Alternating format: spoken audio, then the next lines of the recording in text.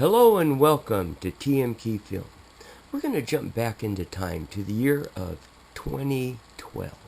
In July, the last few days, on the Chehalis River, working with tribal support.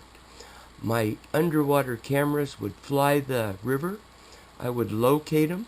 I would then GPS the coordinates to the removal boat, which is a bow picker of one of the top Chehalis fishers from the Quinault tribe. Each individual that was on that boat took lots of time with a knife, scissors, and it is a lot of work to remove this type of derelict gear off of the pilings. You need a sharp, like I said, knife, maybe a big pair of scissors. We were thinking maybe even a torch of some type, but for safety reasons, we stuck with the knife and the large scissors. And this seemed to work really well because you'd run into rope, large rope, hooked to who knows what. And even a log we brought up of a 40-footer in a depth of 35 feet that was entangled, that's right, in the lead line of the derelict gear, the gill net that's sitting on the seafloor. It's really exciting when the hook comes over to the area that you've located for them to drop. They then lift up two lead lines of two separate nets that have been sitting, fishing, killing all kinds of sturgeon and also seabirds. And in this 200 area, anchor float is just under the surface. And then we remove it and get it up a little taller, higher, so we can get to it. It's exciting when you have a team like this that understands the importance of what we're doing to remove this derelict gear out of the river system. And once I locate it with the diver drone, then all the other things start to happen. 30 fathoms of lead line. Can you believe that, in 60 feet of water? And our hook system with the cameras located it. 20 feet snag, log, 20,000 pounds. Yes, this was a big one. We had 6 lines, lead lines of gill net on this huge, they call it an elk horn. And at one point, we thought that the bow of the boat was going to actually go underwater, because the shot that's coming up, you'll see that the outdrive is almost out of the water because of the amount of weight that that bow picker is picking up. End of day 1. Let's get into the start of day 2.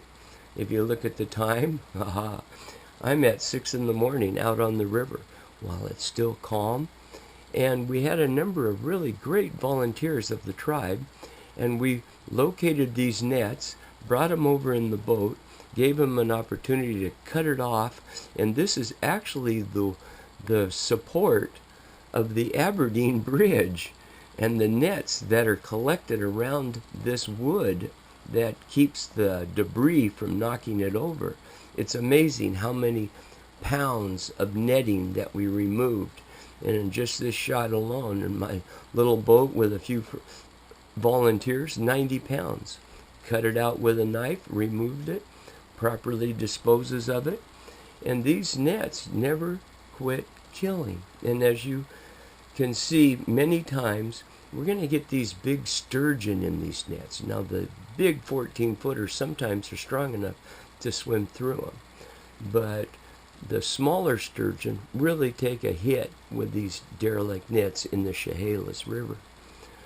And another good thing here, we removed another large net in these pilings.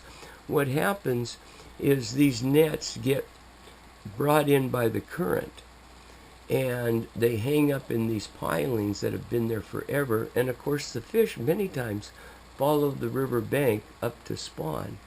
And so on this particular one, we removed 5 nets. That's crazy, isn't it?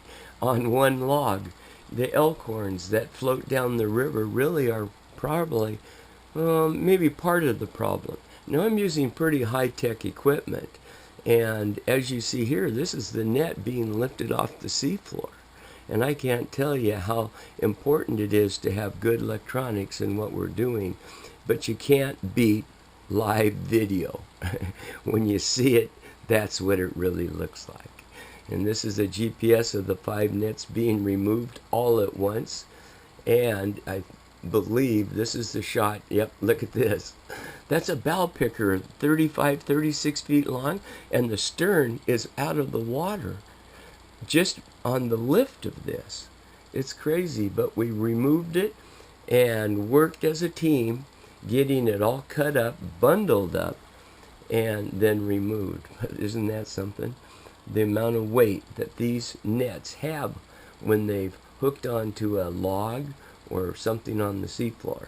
And again, there you are of what we're seeing that looks like on the seafloor. Pretty amazing stuff, isn't it? The technology of today. All right, we're at the end of the day 2 of this adventure, and we're getting more nets. When we got done with this, after, I don't know what we've done here, but the tribe also continued, and I think the total weight is like 19 tons of derelict gear, which is unbelievable just in a 10-mile section of the Chehalis River. And just think of all the fish that we saved, marine life, seabirds, the sturgeon, the white and green sturgeon, not to mention the salmon that are returning up to spawn.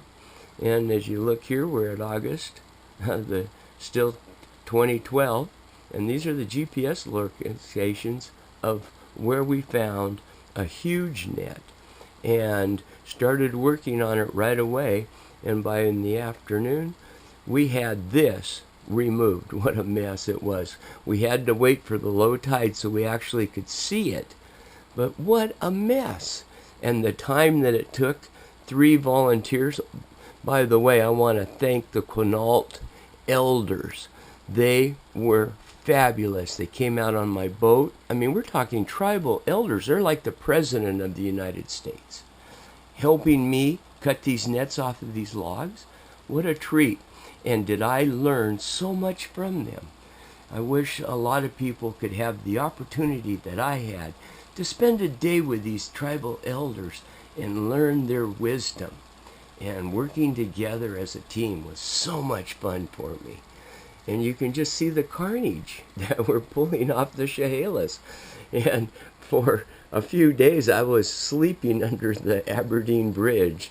And if you've ever been around a bridge with a metal grate, it is noisy trying to get some sleep. Here's another net. Now here's what else we found.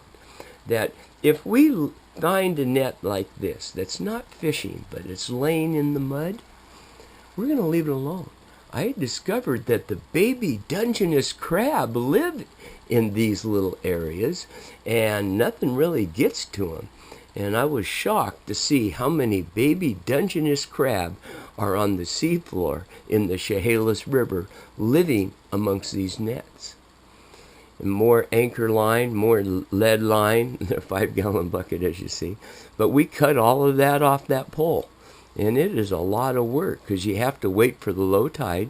You can't get out of the boat because it's quicksand. So you have to have a boat like what I use that can come in and you can work safely by removing it because you cannot walk on that sandy or muddy or whatever you want to call it. It's extremely dangerous. It's a quicksand kind of material. Again, if you look closely along those lines of those logs, there's a net there, and it's into the seafloor. Also, outfalls that are coming off of the highway. We have a tremendous amount of brake dust breaking down coming into our system. We could, maybe one day, put a filter on those outfalls. Thanks for watching, everybody, and continued good success out there, you fishermen. Bye-bye.